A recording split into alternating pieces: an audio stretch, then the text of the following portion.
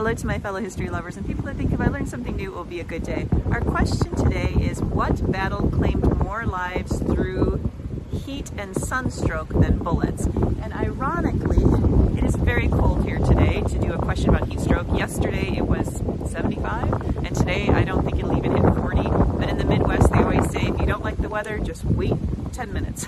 Anyway, the answer to this question is the Battle of Monmouth.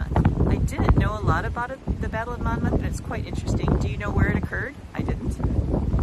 I thought, well, if it's heat stroke, it must be somewhere down in the southern campaign, but it's actually New Jersey.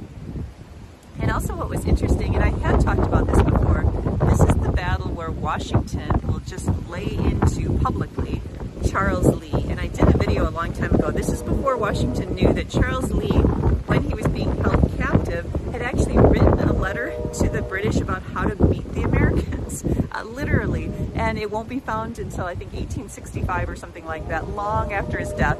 But Washington must have had a sense that something was up, because once Lee, who had written that letter during captivity, was exchanged and given his command back, he did some stuff that Washington thought wasn't the best idea, and eventually he'll leave the army. I'll link to the video I did, and also I'll link to a video by the, what are they called, the American Battlefield. They do great videos, and they have one on Monmouth. Okay, so last thing I was going to let you know is this is also one of the longest battles. It is 9 hours, and one of the famous people who occur in this is Molly Pitcher. And if you'll remember, the story is she had followed her husband into combat, and she delivered water to the wounded in heat stroke, those who had heat stroke.